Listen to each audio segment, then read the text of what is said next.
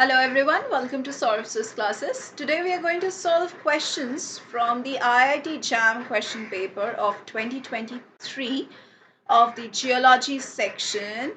The first question that is given in this set is Hollandite is an ore mineral of which one of the following elements? Now your answer would be manganese hollandite, okay? Manganese hollandite is actually a black mineral that is composed of manganese oxide. तो इसका जो chemical formula है वो है, I'm writing it down.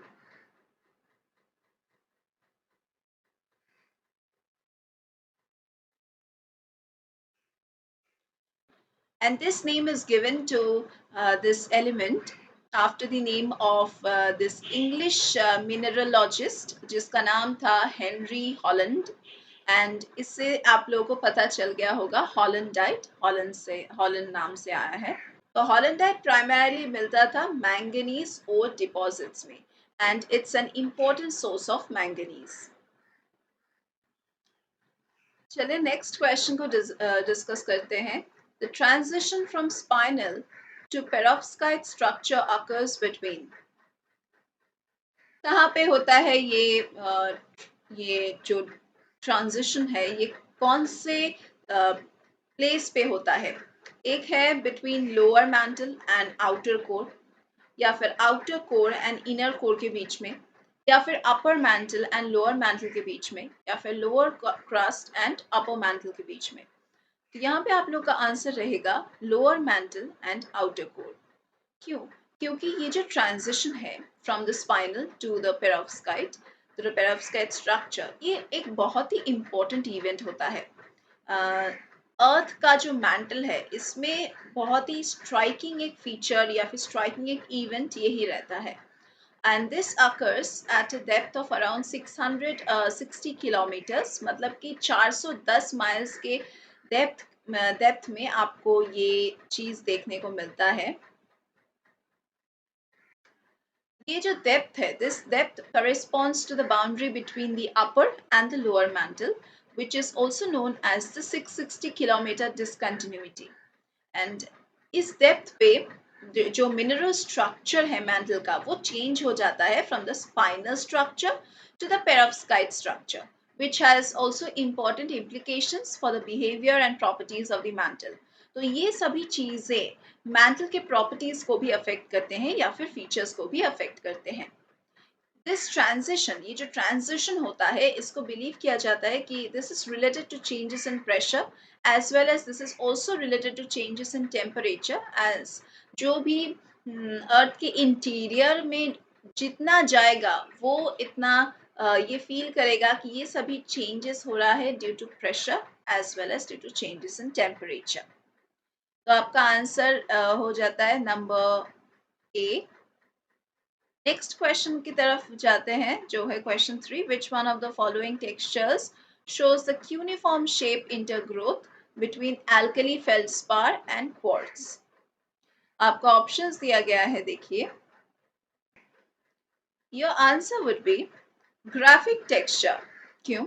क्योंकि ये जो graphic texture जो है ये आपको मिल जाता है इग्नियस रॉक्स में, and this is entirely characterized by the intergrowth of the alkali feldspar and quartz in a cuneiform or ladder-like pattern. आप लोगों को पता है कि लैडर कैसा होता है, तो लैडर-like pattern में आपको ये मिल जाता है. And this texture results from the slow cooling of the magma. Magma जब ठंडा हो जाता है तो ये चीज आपको देखने को मिलता है, which allows the intergrown minerals to develop distinct crystal shapes. The word graphic actually means that there is a resemblance of the pattern to writing on a graph paper. That's it. Let's move over to question 4. A pelitic rock consisting of cordierite plus garnet plus feldspar plus sillimanite belongs to which of the following metamorphic phases? Your options are given, as you can see. कौन सा option आपका correct रहेगा? I would like to go with option A, मतलब granulite facies. Okay, तो ये जो mineral assemblage जो है जो यहाँ पे लिखा गया है, ये जो है अ, ये इंडिकेटिव है of high grade regional metamorphism typically in the granulite facies. तो ये जो ग्रैन्युलाइट फेसिस है, इसको आप कैसे कैरेक्टराइज कर सकते हैं? If I talk about the granulite facies, इसको आप कैरेक्टराइज कर सकते हैं by high temperature, like typically around 700 to 900 degree centigrade, okay, up to 900 degrees centigrade. Next जो question है वो है question 5. Which one of the following dams resists the external forces by its own weight? यहाँ पे आपका answer रहेगा gravity dam. Gravity dam एक ऐसा टाइप का डैम है जो रेजिस्ट कर सकते हैं एक्सटर्नल फोर्सेस को बाय इट्स ओन वेट। उसका जो खुद का वेट है उससे वो रेजिस्ट कर सकते हैं कोई भी एक्सटर्नल फोर्सेस को। ये टिपिकली कंस्ट्रक्ट किया जाता है फ्रॉम कंक्रीट और फ्रॉम मेसनरी, एंड ऐसे डिजाइन किया जाता है ताकि ये होल्ड कर सकता है बैक वाटर को using the weight of the dam itself.